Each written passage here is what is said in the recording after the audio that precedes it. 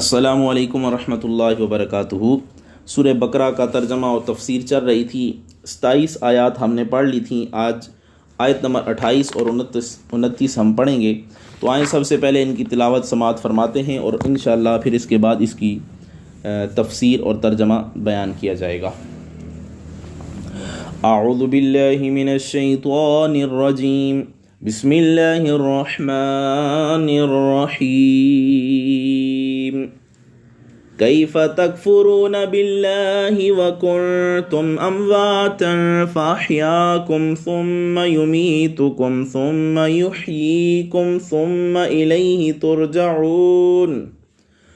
क्यों कर तुम इनकार करते हो अल्लाह का, हालांकि तुम मुर्दा थे, उसने तुम्हें ज़िंदा किया, फिर तुम्हें मारेगा, फिर तुम्हें ज़िंदा करेगा, फिर उसी की तरफ तुम पलटाए जाओगे।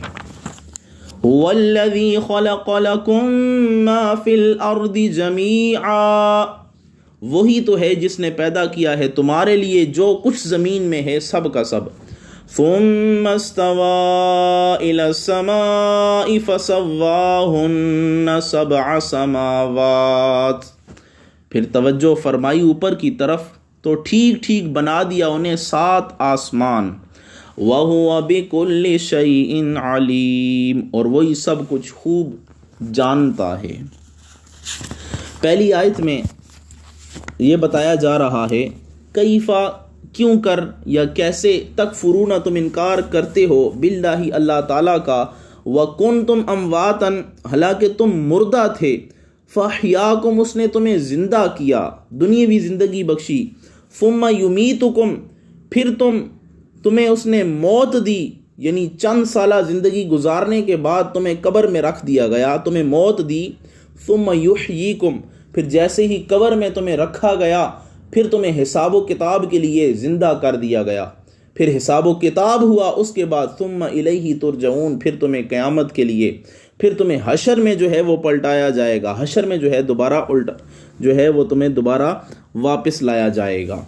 तो यहाँ पे इस आयत से कब्र की ज़िंदगी का भी सबूत मिल रहा है और कब्र में अज़ाब व जज़ा का भी सबूत मिल रहा है और कब्र के बाद दोबारा मैदान हशर में उठने का भी सबूत मिल रहा है।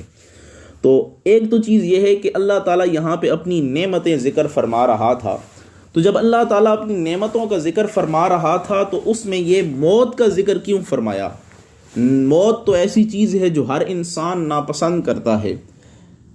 नेमत तो वो होती है कि जो इंसान को पसंद हो, लेकिन ये मौत कैसे नेमत हुई जो इंसान इसको पसंद भी नहीं करता और नेमत भी हो? तो इससे मतलब ये है कि ये दुनिया एक आर्जी ज़िंदगी है और आखिरत की ज़िंदगी अबदी ज़िंदगी है। तो आर्जी ज़िंदगी से सफ़र करते हुए आखिरत की तरफ, अबदी ज़िंदगी की तरफ कूच करना ये एक नेमत है। और यहाँ पे चंद साला ज़िंदगी है, वहाँ हमेशगी की ज़िंदगी है। यहाँ पे तरह तरह की मुसीबतें हैं, वहाँ पे हर तरह की खुशहाली है अगर इंसान नेक हुआ, साहिब ईमान हुआ। तो यहाँ पे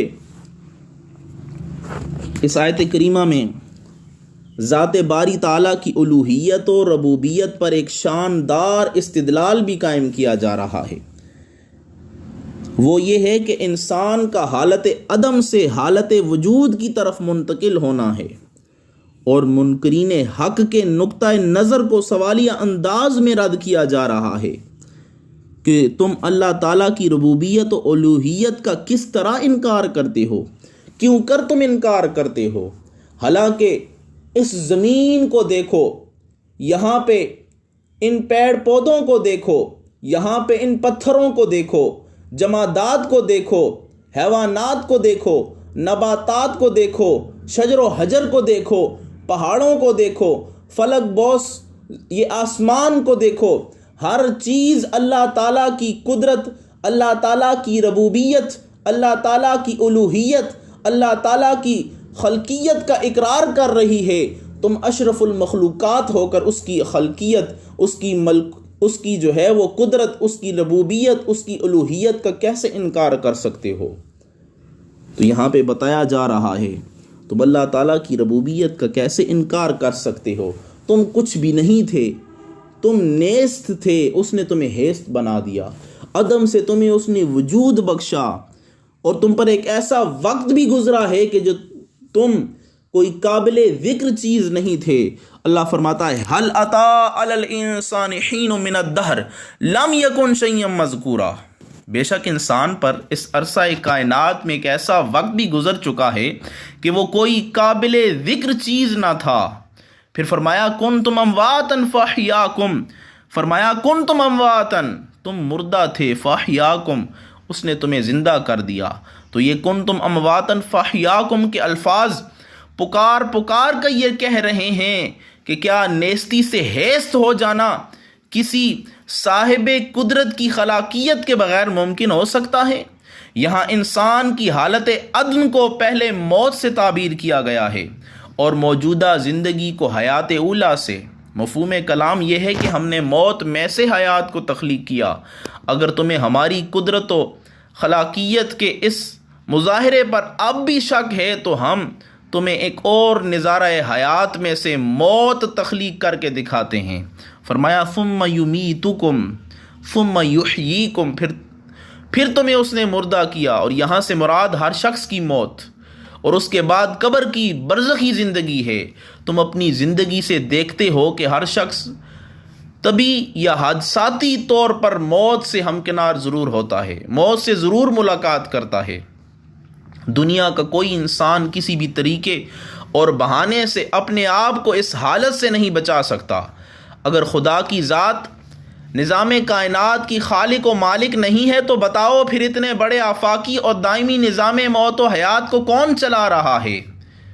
اب اس حقیقت کو بھی ذہن نشین کر لو کہ جس طرح تمہیں پہلی حالت موت سے نکال کر حالت دنیا سے اس نے آشنا کیا تھا، اسی طرح تمہیں اس موت کے بعد فوراً عالم برزخ میں ایک نئی حیات سے آشنا کرائے گا، یا تمہیں وہ نئی حیات سے آشنا کرے گا، اور پھر اس کے بعد انعقاد قیامت تک تم یہی برزخی زندگی بسر کرو گے۔ اور فرمایا ثم الیہ ترجعون۔ اب اس کا معنی یہ ہے کہ انجام کار قیامت کے دن موت و حیات کے سبب مراحل سے گزر کر تمہیں پھر بارگاہ ایزدی میں حاضر ہونا ہوگا، اللہ تعالیٰ کے حضور تمہیں حاضر ہونا ہوگا، جہاں سے حیات اخروی کا آغاز ہوگا۔ اب یہاں پہ برزخی زندگی کیا ہے؟ جو موت انسانوں پر موجودہ زندگی میں طاری ہوتی ہے اور اس موت سے لے کر قیامت تک کا سارا درمیانی عرصہ، اسے عالم برزخ کہتے ہیں، یا یہ عالم برزخ ہے۔ لہٰذا ہر شخص دنیا سے رخصت ہونے کے بعد قیامت کے انعقاد تک عالم برزخ میں رہتا ہے۔ اللہ تعالیٰ ارشاد فرماتا ہے وَمِن وَرَائِهِمْ بَرْزَخٌ إِلَى يَوْمٍ يُبْعَثُونَ، اور ان کی موت کے بعد قیامت کے دن تک عالم برزخ ہے۔ سورہ مومنون۔ اور برزخ کے معنی عربی ادب میں پردے کے کیے جاتے ہیں، اور قرآن کریم میں ارشاد ہوتا ہے وَجَعَلَ بَيْنَهُمَا بَرْزَخًا وَحِجْرًا مَحْجُورًا، یہ سورہ فرقان میں ہے، اور ان کے درمیان پردہ اور رکاوٹ کے طور پر آڑ کو حائل کر دیا۔ تو پتہ چلا مرنے کے بعد قیامت تک کے زمانے کو برزخ اس لیے کہا جاتا ہے کہ وہ عالم گویا پس پردہ ہے، کسی کو نظر آتا نہیں، اور یہ عالم مرنے والوں کے لیے ایک رکاوٹ بھی بن جاتا ہے کہ مرنے کے بعد لوگ واپس اپنی سابقہ زندگی میں لوٹ نہیں سکتے، سابقہ زندگی میں قدم نہیں رکھ سکتے۔ اور بعض لوگ قرآن و حدیث سے انکار یا جہالت کی بنا پر بعد از مرگ، یعنی مرنے کے بعد زندگی کے قائل نہیں ہیں، اور وہ حیات برزخی کا کھلم کھلا انکار کرتے ہیں، حالانکہ اسے ماننا عذاب قبر پر ایمان کی بنیادی شرط ہے، اور اس کے بغیر عذاب قبر کا تصور ہی ممکن نہیں ہے۔ تو یہاں پہ جو ہم نے پڑھا ثم یحییکم کے بعد جو الفاظ ہیں، ثم یحییکم کا مطلب یہ ہے کہ موت کے بعد تمہیں عالم برزخ میں وہ تمہیں اتارے گا، یعنی تمہیں وہ برزخی زندگی عطا فرمائے گا، کیونکہ اس کے بعد پھر فرمایا جا رہا ہے ثم الیہ ترجعون، یعنی قبر کے بعد پھر اللہ تعالیٰ کی طرف یا میدان محشر کی طرف تمہیں اٹھایا جائے گا، حساب و کتاب کے لیے تمہیں لایا جائے گا۔ تو یہ آیت فی الحقیقت انسانی زندگی کے 5 مراحل اور 4 عوالم بیان کر رہی ہے۔ پہلا عالم کون سا ہے؟ عالم ارواح۔ جب انسان کو وجود عنصری نصیب نہ ہوا تھا اس کو عالم ارواح کہتے ہیں۔ یہ دور باپ کی صلب اور ماں کے رحم میں جسمانی تشکیل سے پہلے تک قائم رہتا ہے۔ یہ انسانی زندگی کا پہلا مرحلہ ہے۔ دوسرا عالم شہادت، جب انسان کو حیات عنصری سے آشنا کر دیا جاتا ہے۔ یہ دور ہر انسان کی دنیاوی زندگی کے اختتام اور انقطاع تک قائم رہتا ہے۔ یہ انسان کی زندگی کا دوسرا مرحلہ ہے۔ پھر عالم برزخ موت سے شروع ہو کر انعقاد قیامت تک قائم رہے گا۔ یہاں انسانی زندگی کا تیسرا مرحلہ بیان کیا جا رہا ہے جسے حالت موت یا عالم برزخ کہا جاتا ہے۔ جو اس کا رشتہ عالم شہادت کی زندگی سے توڑ کر عالم برزخ کی زندگی سے جوڑتی ہے اسے موت کہتے ہیں۔ اور چوتھا مرحلہ خود حیات برزخی کا ہی ہے کہ ہر انسان کی دنیاوی زندگی کا فوری نتیجہ اور عالم آخرت کی جزا و سزا، نتائج و ثمرات اور احوال و علامات کا آئینہ دار بھی یہی عالم برزخ ہے۔ اور عالم برزخ روز محشر کا حساب و کتاب اور اس کے نتیجے میں جنت و جہنم کی ابدی زندگی اسی عالم کے ذریعے سے ہیں، کیونکہ عالم برزخ سے انسان عالم آخرت کی طرف جاتا ہے۔ پھر وہاں پہ حساب و کتاب ہوگا۔ اگر بندہ نیک ہوا، صاحب ایمان ہوا تو جنت میں جائے گا، اور برا ہوا، بے ایمان ہوا، مسلمان نہ ہوا تو وہ آدمی ہمیشہ کے لیے جہنم کو رسید ہوگا۔ یہاں پہ عذاب قبر کے بارے میں یا قبر کی زندگی کے بارے میں ایک روایت بھی پیش کرتا چلوں۔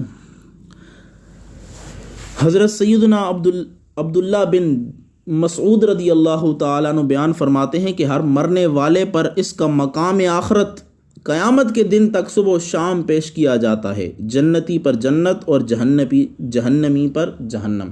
اور بعد بخاری و مسلم کی حدیث میں آتا ہے کہ جب میت کو دفنا کر عوام یا اس کے اہل خانہ واپس جا رہے ہوتے ہیں تو وہ ان کی قدموں کی آہٹ کو محسوس کر رہا ہوتا ہے۔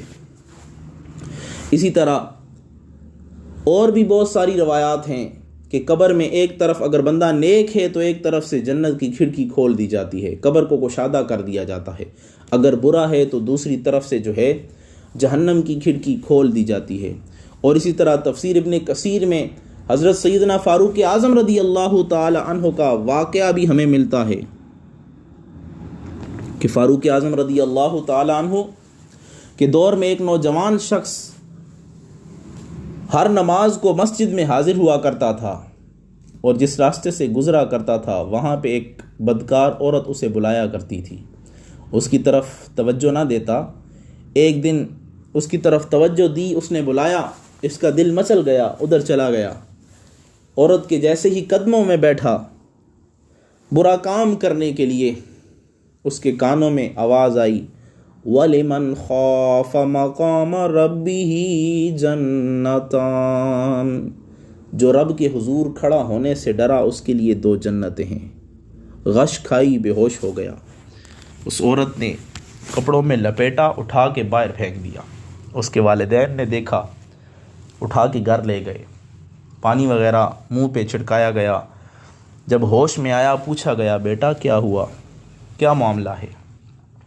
بتایا گیا میں ایسے کام کرنے جا رہا تھا کہ اچانک میرے کانوں میں آواز آئی وَلِمَنْ خَافَ مَقَامَ رَبِّهِ جَنَّتَانِ، کہ جو رب کے حضور کھڑا ہونے سے ڈر گیا اس کے لیے 2 جنتیں ہیں۔ اپنے والدین کے سامنے جب یہ آیت پڑھی غش کھا کے مر گیا۔ رات کا وقت تھا، والدین نے امیر المومنین کو خبر نہیں کی کہ کہیں ان کے آرام میں خلل واقع نہ ہو۔ انہیں اٹھا کے دفنا دیا گیا، جنازہ پڑھ کے دفنا دیا گیا۔ صبح ہوئی، وہ جوان مسجد میں حاضر نہیں ہوا۔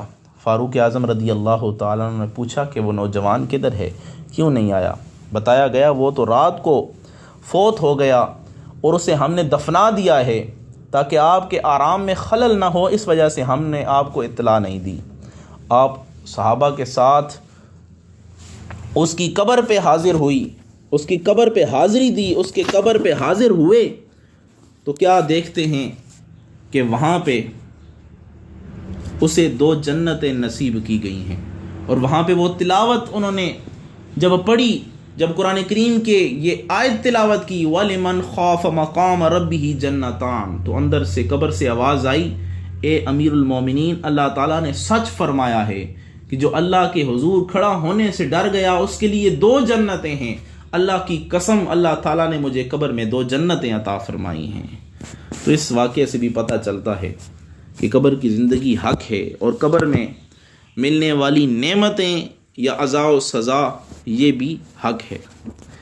اور اس طرح اور بھی روایات ملتی ہیں کہ جب قبرستان سے گزرا جائے تو وہاں پڑھا جائے، ان کو سلام کیا جائے، السلام علیکم یا اہل القبور انتم سلفنا ونحن بالعصر۔ اگر وہ بالکل ہی مردہ تھے، مار کے مٹی ہو چکے تھے، تو پھر ان کو سلام کیوں کیا جا رہا ہے؟ تو پتہ چلا ان کو کہا جا رہا ہے کہ آپ ہم سے پہلے تشریف لے جا چکے ہیں، ہم بھی آپ کی طرف آنے والے ہیں، اور اے ہم سے پہلے تشریف لے جانے والوں، تمہیں بھی سلام ہو، تم پہ اللہ تعالیٰ کی رحمت ہو، اللہ تعالیٰ کی سلامتی ہو۔